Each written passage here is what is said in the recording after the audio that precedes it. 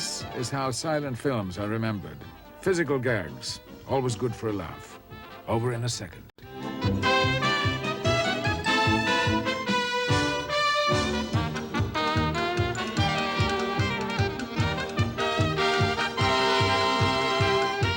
But behind the comedy lay a world of painstaking planning, immense courage, and physical skill. The world of the stuntman.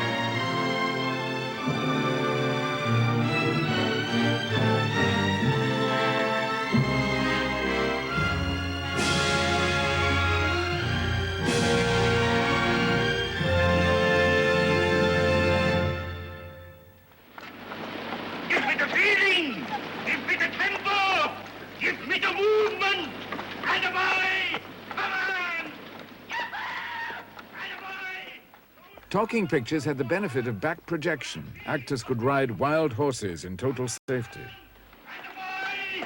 Okay, cut. 15 minutes for lunch.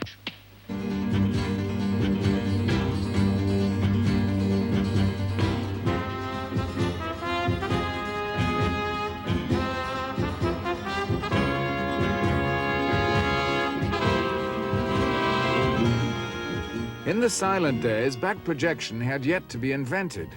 Whatever stunt you saw on the screen had actually been achieved, either by the actor himself or by a stuntman doubling for him.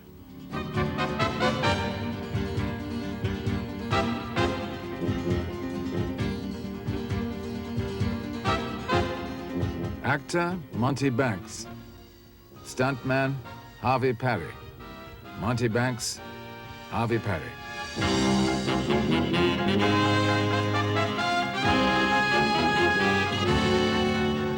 A good stuntman, his mind has to be at least 14 feet ahead of his body. That's the way he can stay alive, you know. Harvey Parry came into pictures before the word stuntman was coined. In the days, years ago, they would go out in the street like an old Paramount studio, not Paramount, it was called Brunton Studio. And they had the pepper tree out there with a great big bench that surrounded the tree. And the extras would sit out there and they'd shoot crap and play cards. The casting director or somebody come out and say, anybody want to make $10? They never said, what have we got to do? They said, yeah, I will. All right, so the guy go up there and they maybe jump off this building. So he'd jump, you know. If he made it, fine. If he didn't, he got free room and board in the hospital for a while. With so many people struggling for so few jobs, volunteers for danger were plentiful. On a vast pyramid built against a hill in Santa Monica, Cecil B. DeMille staged this 1917 battle scene. He encouraged the extras to fight and not to worry about getting hurt. And Cecil said to one man, I will give $5, I believe it was, that was a bounty in those days, to anyone who will roll down the flat side, not on the stairs, but the flat side of the pyramid. And down slid and rolled the man, and of course he would roar when he got to the bottom. And I remember his being taken aside and painted with iodine. Well, he didn't yell and scream, but I don't know why he didn't. It was one of the horrible things I saw.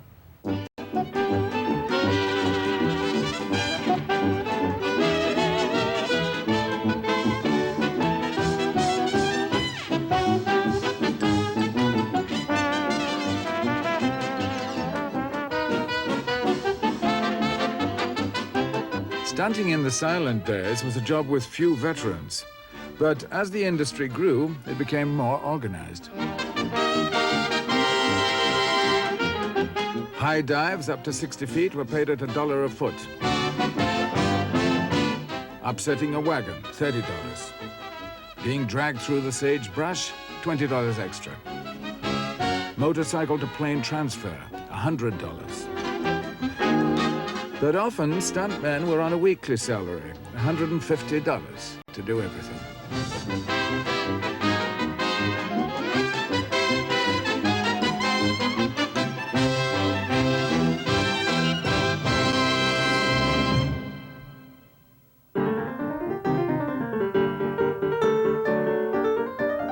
Audiences were hard to satisfy. Each week on the news weeklies, they could see real crashes like these. They would not accept fake crashes in the weekly serial.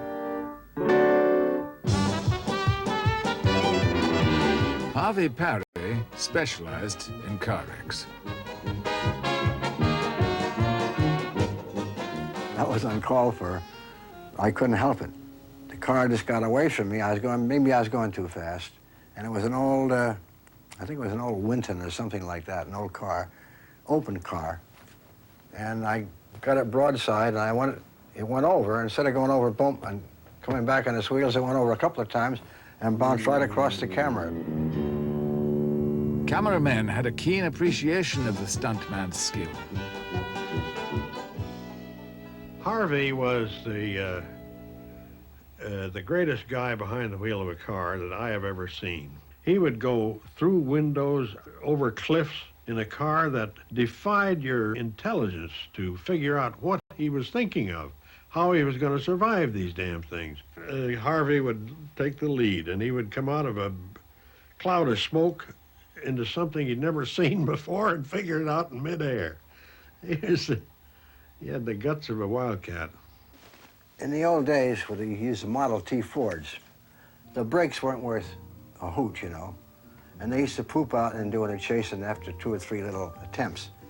They used reverse sometimes. We had 3 pedals. You put your foot in reverse, and sometimes that'd break it, and sometimes it'd louse the car up. So to get the skids and spins and whatever you had out of it, like we'd come down hills, and down at the bottom of the hill, they would grease, soap and water on the street, you know, wet it down, and you come down and turn the wheel and do this, you know.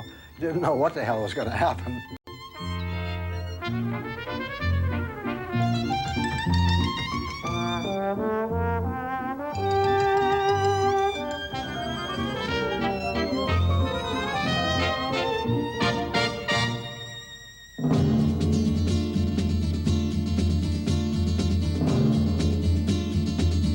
The big stars seldom took big risks, but lesser-known actors, particularly in westerns, were expected to do at least some of their own stunts. Fred Thompson was an Olympic athlete who had become a cowboy star. In this western, his director, Al Rogel, set up a chase sequence down the steep gradient of the Hollywood Hills.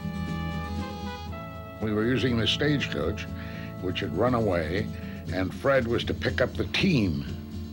In order to get Fred and the horses and the depth, the scene and the ravine and whatnot, we had these 2 cameras set on the back of the stagecoach, and to keep the stagecoach from wobbling too much, we'd had, I don't know how many sacks of sand that we put down in the boot and in the coach. So it was extremely heavy, and I was up there watching it and gave the signal, and the horses started out, and Fred made his transfer right on a turn, and the horse went down. The wheel horse went down, and Fred went down with him, and the coach with 4 men and all this sand went over both of his legs. And he went to the hospital and was there for, we didn't know how long, but the picture was finished. I let that go to the last scene in the picture. And that's where Yakima Canutt got his great idea, which he has done 1,000 times since. I picked up Yakima Canutt under the wheels of the stagecoach, hanging on to the rear end and working on his stomach up under the coach and onto the tongue and working his way on up to the leaders and pulling them up at the edge of the cliff. Now that becomes a famous stunt, and it was all done by accident.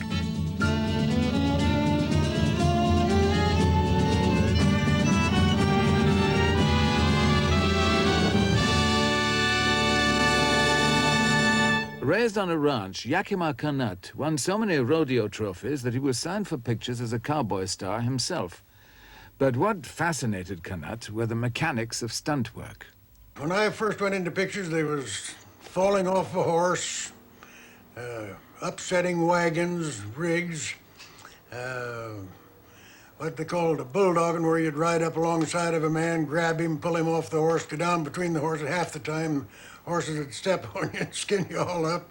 So I started taking these gags and building them up, making them a little different. The bulldogging, I pulled my stirrups up shorter, ride up, I'd make a jump and light on behind the fella and grab him and turn a flip off the horse backwards with him. I tried to keep one notch ahead of the rest of the stuntmen, which there wasn't too many of them in those days anyway. In 1926, Canutt starred with a horse called Rex. Rex had already killed a man in Colorado. This was a horse that you had to keep your eye on at all times. Even though I rode him in the scenes and worked with him a lot, you never could tell when he was going to turn and attack you. Rex was more dangerous than Canutt expected. He gave the director, Fred Jackman, an ultimatum.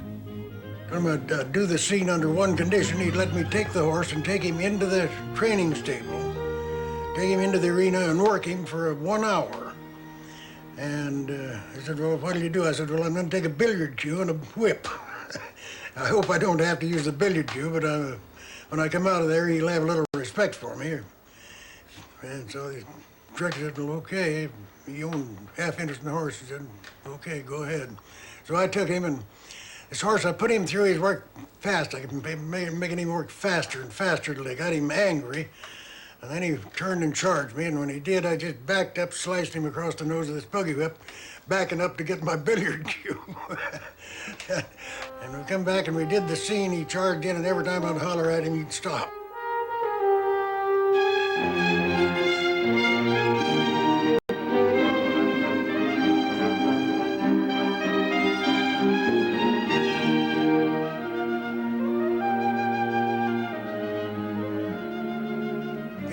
Scenes with him, but he was a kind of an outlaw horse at heart, but he had a kind of a personality too.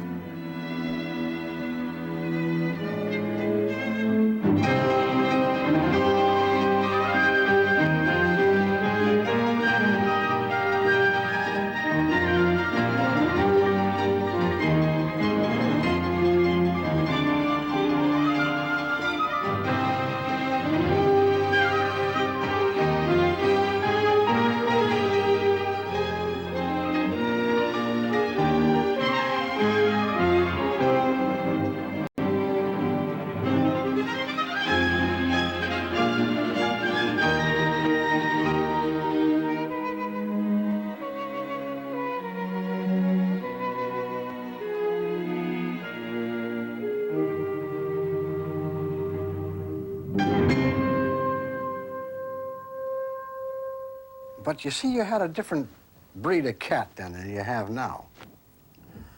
The stuntmen of years ago come out of left field, most of them. The ones that progressed and made good later on and made the business what it is today, most of them came out of circuses, carnivals. They had a vaudeville. They had a background. Richard Talmadge was a vaudeville acrobat who worked later with Douglas Fairbanks. Joe Bonamo, a circus strongman and a professional wrestler. Paul Malvern came from a family of acrobats. As a child, he'd worked on the stage with Chaplin. It was the skill he learned as an acrobat that would save his life when he worked on the 1927 historical picture, Beloved Rogue. I was hired to double Barrymore throughout the whole picture. And we come to the situation in the picture where the three beloved rogues, who was Max Swain, Slim Somerville, and John Barrymore at that particular time in France, they were Robin Hoods They were trying to feed the people of Paris. So up on the tops of the walls of Paris, they had a great big catapult built, which was about 30 feet long, and the vagabonds were up there filling this thing with cabbages and carrots and turnips and so and whatnot, food enough to throw it into the city of Paris for the poor people.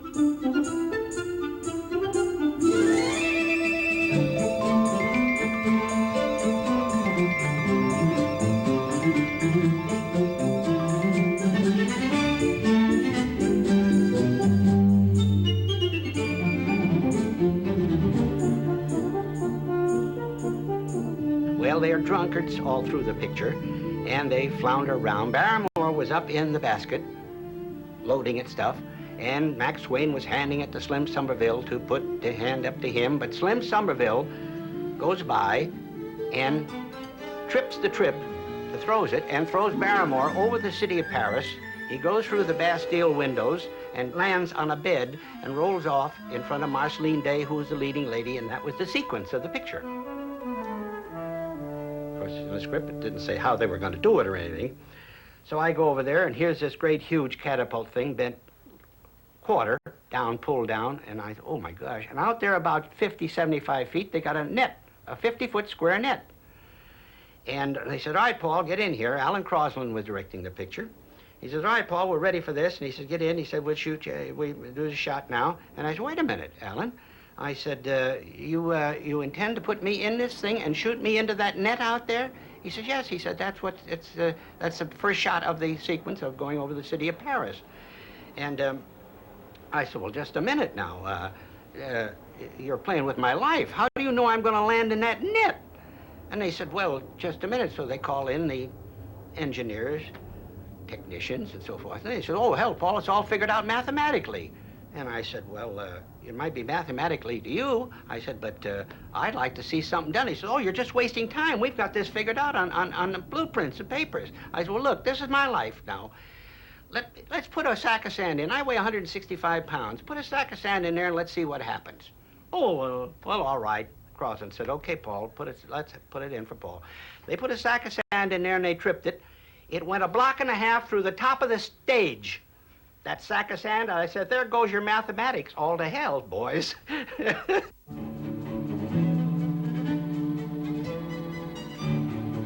Malvern made them test the stunt repeatedly with sacks of sand until they'd got the range right.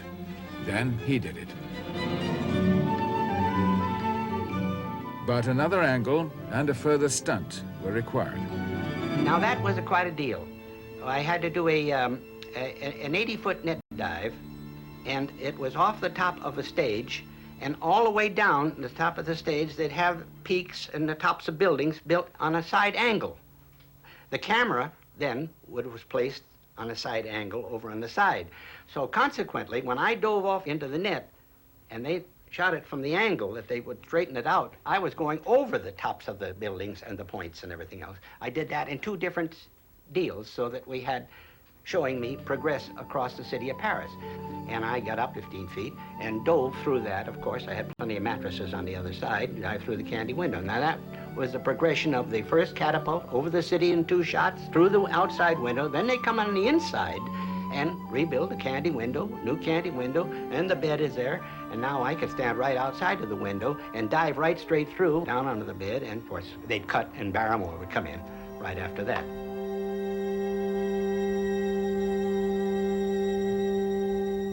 The public had to believe that the stars did their own stunts. With a star like Douglas Fairbanks, they wanted to believe it. The big stars did not do their own stunts. The studios stopped them from doing them because if a star got hurt, it stands to reason everybody was laid off. The show couldn't go on. So it's much easier if they hurt a stuntman than it is to hurt the star. But a lot of them take credit for doing their own stunts, but they absolutely do not do them. Douglas Fairbanks was a special case. The most famous athlete in pictures, he was renowned for doing all his own stunts. Yet, as these outtakes from the Gaucho demonstrate, even he employed stuntmen. The stuntman did the stunt, Douglas Fairbanks refined it. But some stunts were filmed in such long shot that it was pointless for Fairbanks to do them. pointless and risky.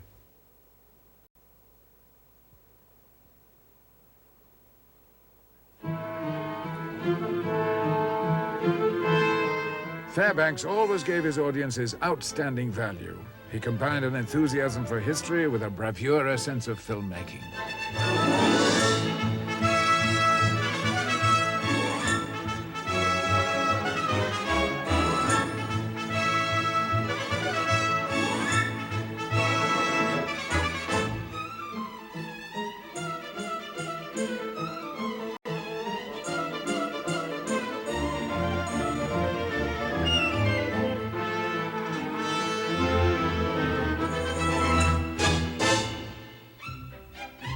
Much of Fairbanks' magic sprang from his sense of self-parody.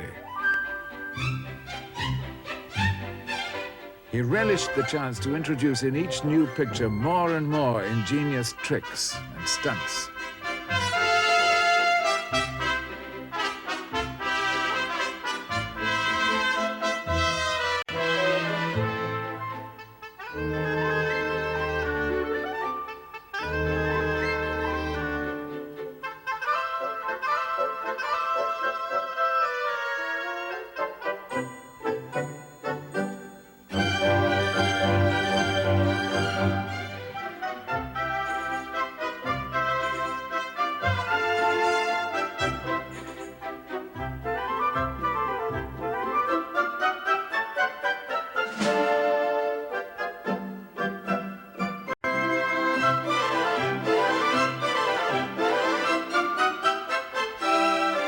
Of course, when Doug did any of his stunts, he was essentially graceful.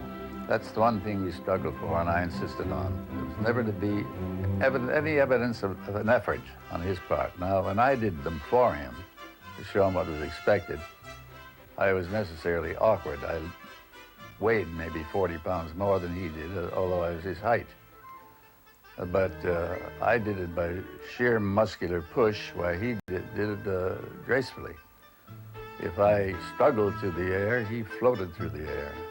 And everything we did was based on measurement of his reach. Never did he reach with a great effort. It was a handhold was ready, he was there to pull him.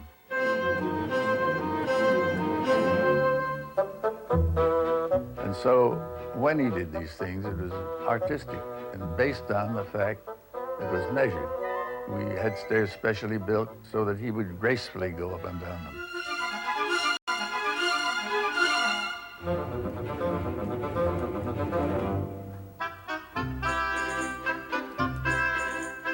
So I make the point, that's what we were after in all the stunts that he did, was grace and agility, like a ballet dancer.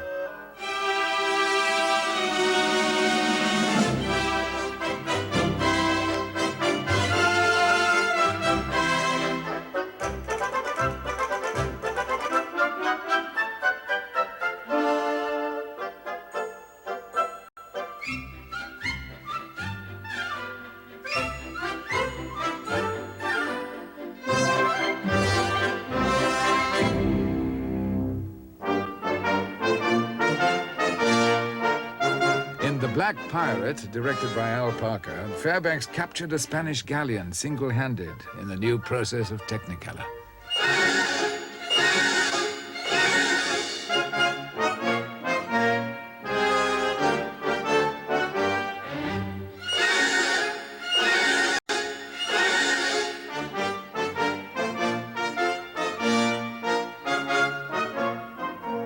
The famous one of sliding down the sails, very, very spectacular, was not as difficult to do as it appeared, because if you actually did try to do it, it'd be literally impossible. You cannot stick a knife in a canvas sail and slide down in one hand. I mean, the sail would be too tough, the knife wouldn't cut it, and no one, even the strongest man in the world, couldn't hold on to his own weight and push through the sail. So, in actual fact, my Uncle Robert, who was an engineer, he devised a means of putting the sail on a kind of angle so it wasn't straight up and down. The camera also on an angle so that on the screen it would be looking like that.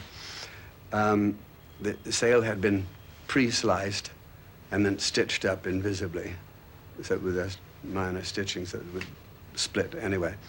And so in one scene, the knife would go in, be a quick cutaway, and the next time, actually there was a fixed knife was already there with a counterweight back of the sail that you didn't see, that we would just hold on to like a lift, something with a counterweight and wires that would just haul him down through this pretty slick sail.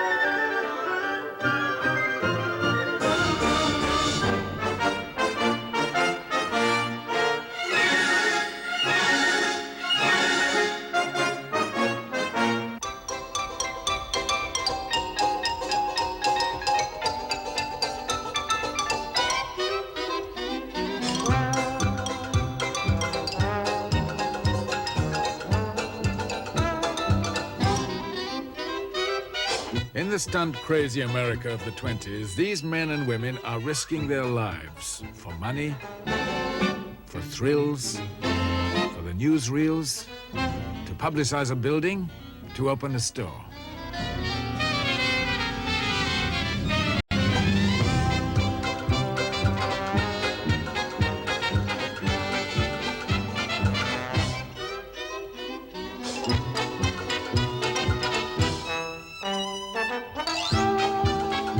When comedian Harold Lloyd saw a human fly climb the Brockman building in downtown Los Angeles, he was horrified, hid his eyes, and had the idea for his most famous comedy, Safety Last.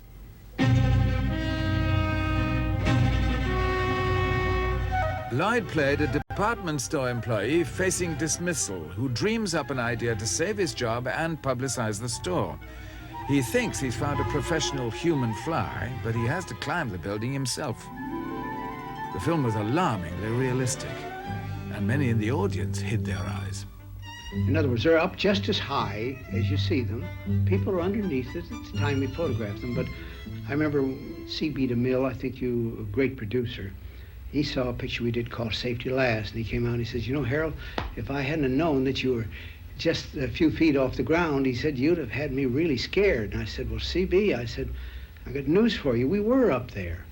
And I started telling him how we did it, and finally he says, look at the palms of my hand. He says, they're all damp.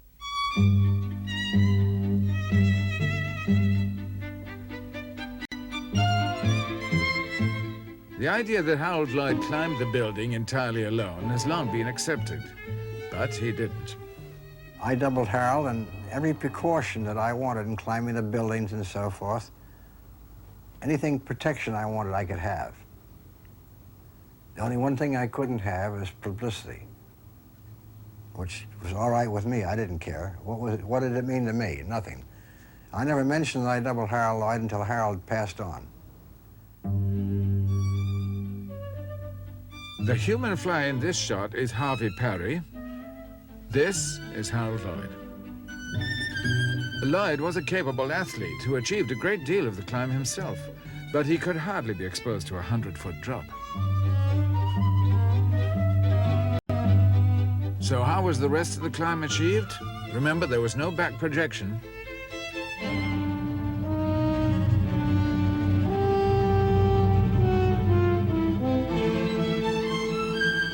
Lloyd had to be as high above the ground as he appeared to be. The answer was as simple as it was ingenious.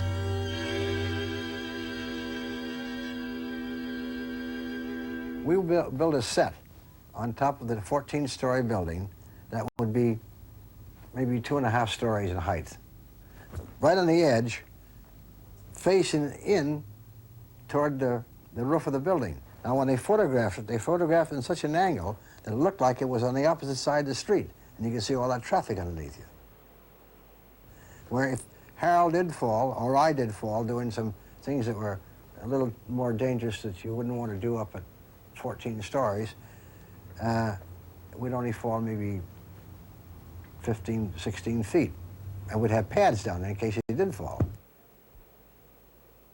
Harold Lloyd, a lot of people didn't know it, only had part of a hand on his right hand that was blown off by a firecracker in a still picture one time. If you ever notice, he'd hang mostly with his left hand because he couldn't hang with the right. Lloyd wore a special glove to conceal his missing fingers, so his disability was never apparent.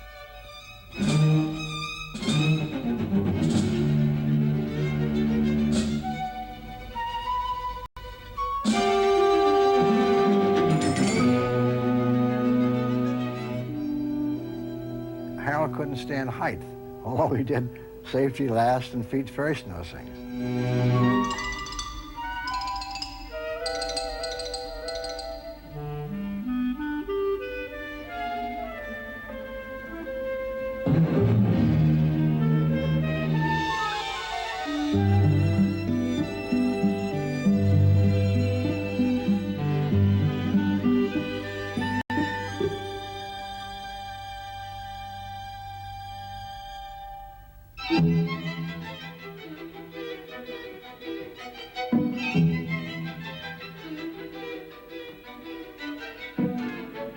By the mid-1920s, audiences were blasé about stunt work. They imagined it was all perfectly safe. They expected stunts which patently could not be faked, in particular, violent air crashes.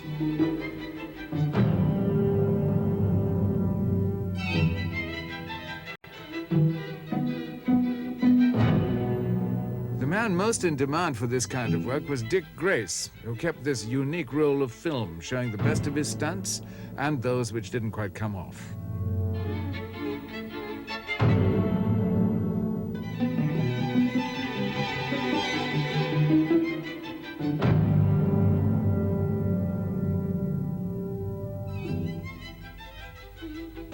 The aviation epic Wings involved the best flyers the Air Corps could produce, yet the stunt work was still entrusted to Dick Grace.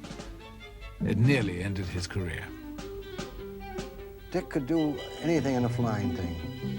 And in Wings, I'll never forget, he did this tremendous spin into the ground and hit bum on its nose, and the plane turned over just about like that. Didn't go all the way over.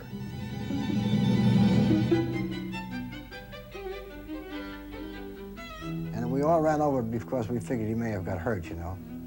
Billy Wellman was there, and Bill says, "You all right, Dick?" Dick says, "I'm okay." He said, "Well, come on out." So Dick undid his belt, not figuring he would hang it upside down, and right on top of his head and broke his neck.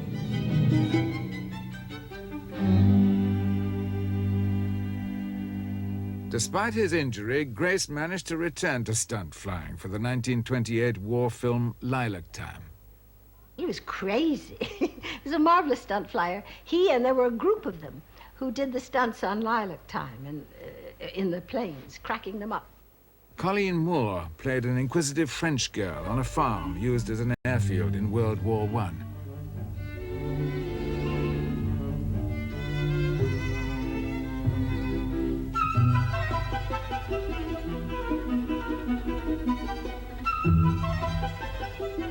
And I'll never forget, Dick came to the director and he had a stick, and they walked out and he said, "Now," and he drew a cross in the dirt. He said, "Now, is this where you want me to crack up?" And the cameraman and the director said, "Yes." Now he said, "Do you want me with the wings toward you, or do you want exactly how the crack up was?" And they told him.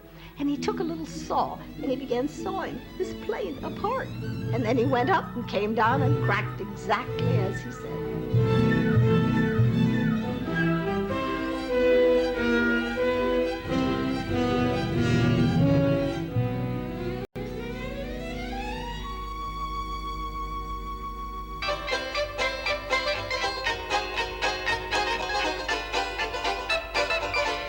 Stunt flyers were known as barnstormers.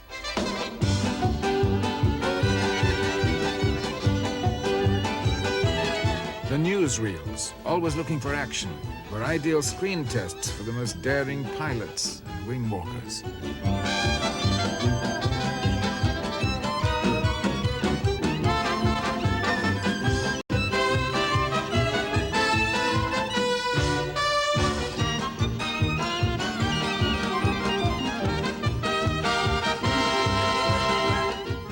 charismatic of the showflies was Ormer Locklear. He won his reputation in the Air Corps, climbing out repeatedly onto the wings and even the axles of aircraft in mid-flight. He found such danger exhilarating. In 1919, for the newsreel cameras, he performed a plane-to-plane transfer without a parachute. Locklear was hired for pictures.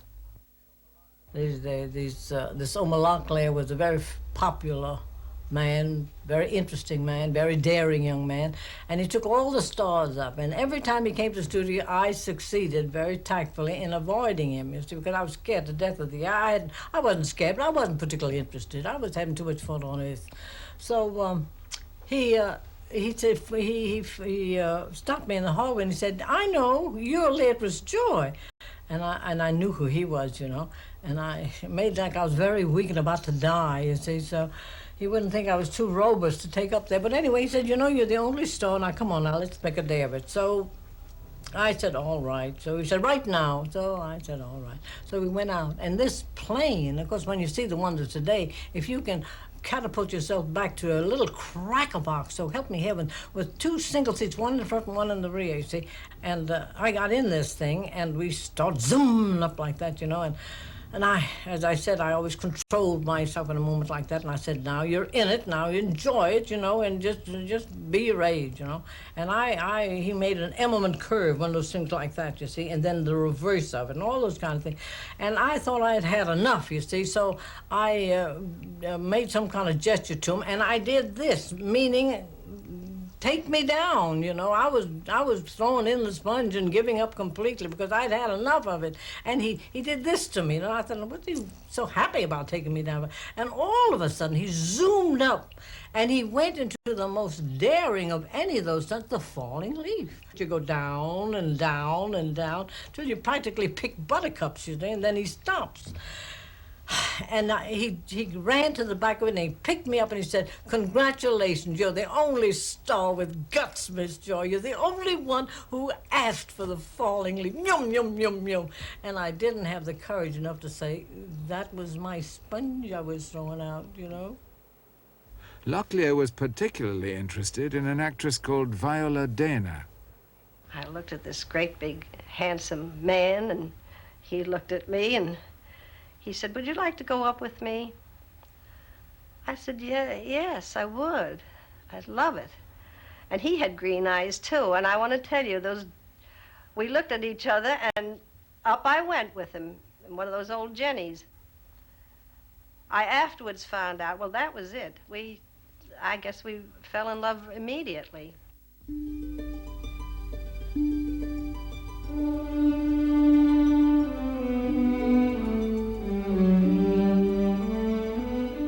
Done everything in a plane that's to be done. Loops, we done one day, we did something like 25 consecutive loops and spins and barrel rolls, and we'd go under between telegraph poles under the wires and chase our friends down Hollywood Boulevard if we saw them. I'd carry a bunch of old lipsticks and that's how low we'd fly. We'd throw them down, and then you could see them look up and say,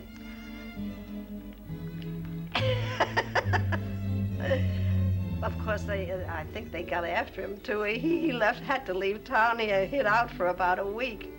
Locklear continued to appear at shows around the country, keeping in touch with an anxious Viola Dana by telephone and telegram. "There's nothing dangerous in the work," he insisted. "I do absolutely nothing that could be called a risk of life. Everything I do is planned methodically and is absolutely safe." Fox brought him back to Hollywood to star in The Skywayman in 1920. Aerial scenes were photographed at the DeMille Airfield, next to the oil fields. He was making a picture for Fox. They were starring him in it, and he was doing some night flying, tailspin, and he said to the director, he said, "Now, when I get down to the level of the oil wells, take the lights off me, the sunlight arcs. Take those lights off me, and I'll know where I am. I can come out of it." And he went into the tailspin, and they never took the lights off him.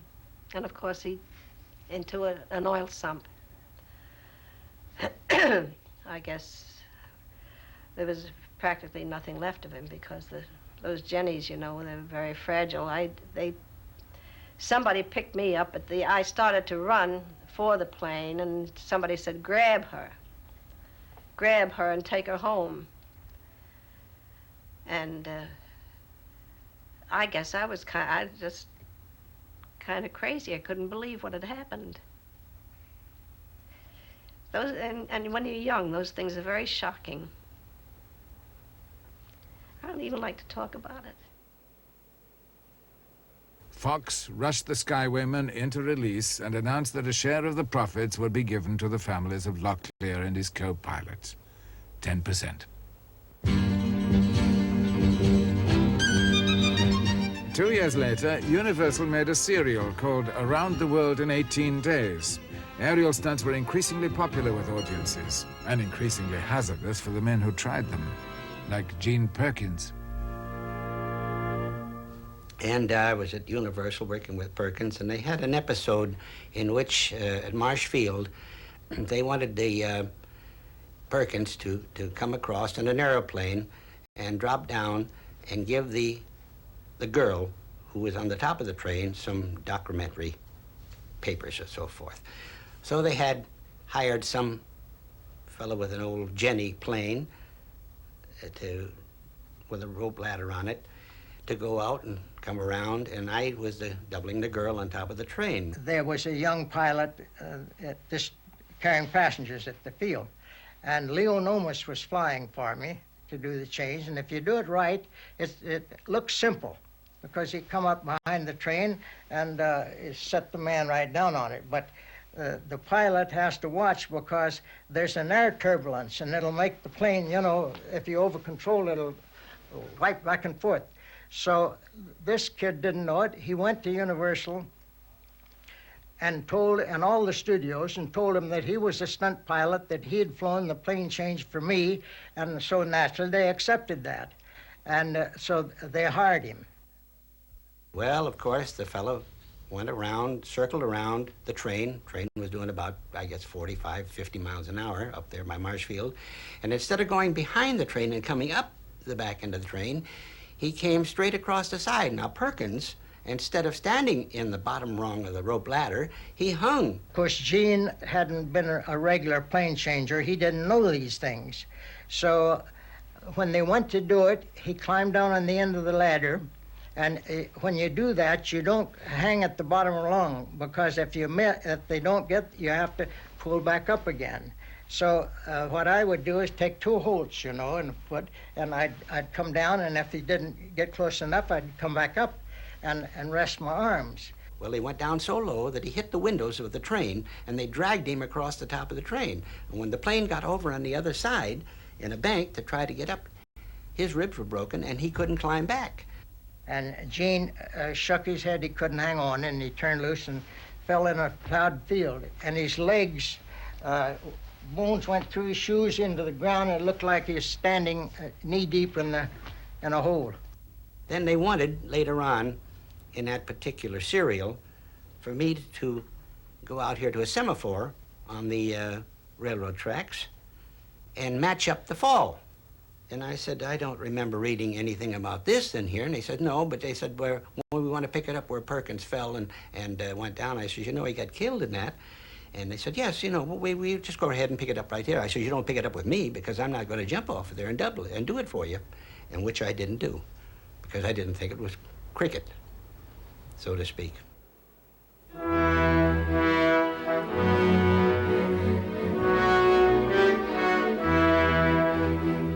MGM's epic, The Trail of '98, was a story of the Klondike Gold Rush. Shot on location, no expense spared. The Trail of '98, made by MGM, was probably one of the most disastrous pictures of that era, because we lost 4 men in one scene, in which we only recovered 2 of the bodies. Stunts were usually planned inch by inch, but natural hazards, such as dangerous rapids, had to be left mainly to chance. They were far beyond the calculated risk. There was 8 stunt men that went up. The 8 of us were in 2 boats. And we were to go in the center of the river, and there was more water pouring through that gorge than pours through the Mississippi River at the highest tide. So up we go. The cameras are all about 7 cameras stretched out down along the river. 2 of them on the tracks following down in those little Ford cars. And so the rocket went up and all these boats shoved off. Well, I want to tell you, my boat, when I looked out there and I came down that first thing and went down into that first swell, there was a wall of water in front of me that was breaking back this way, higher than this room, which is a good 8, 9 feet higher, or maybe 10 feet, falling back. Well, of course, I shipped water immediately.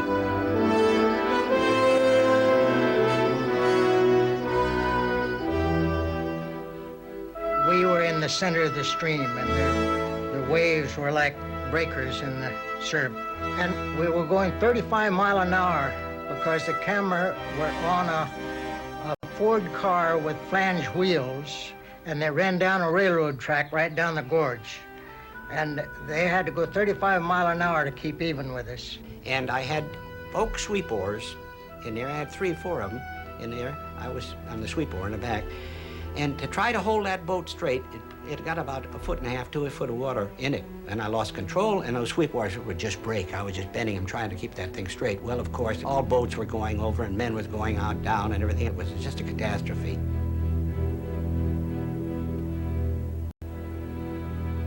Safety ropes had been run across the river, fitted with loops.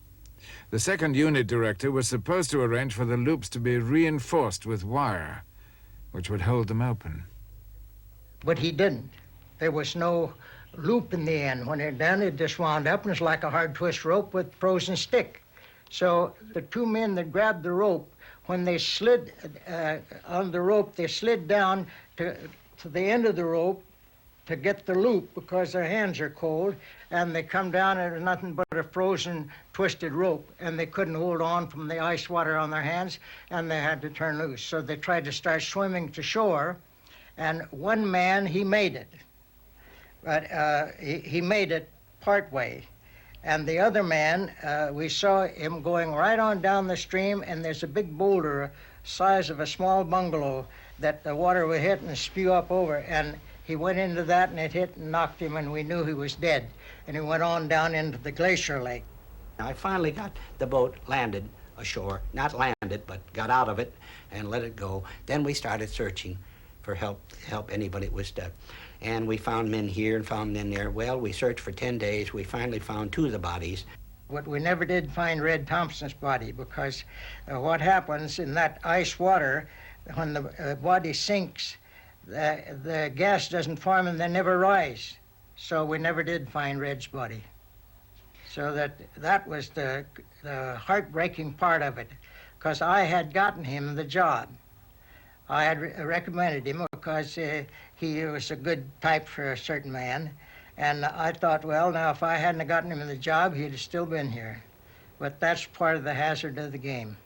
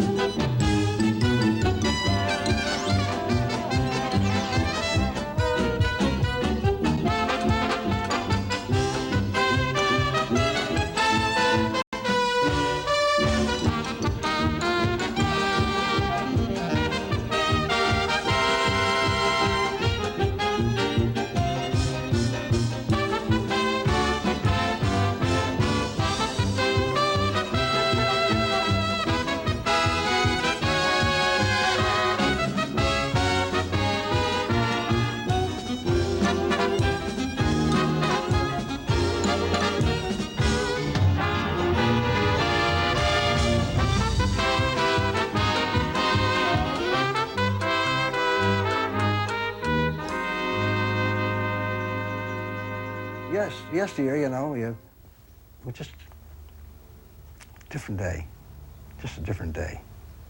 I wished I could really explain. I wish I could really give what's in here out to you there. of the greatness of the old days. They made good pictures, too. Pretty good pictures. You know, with a box lunch and a $2 bill and a roll of film. That's what it was.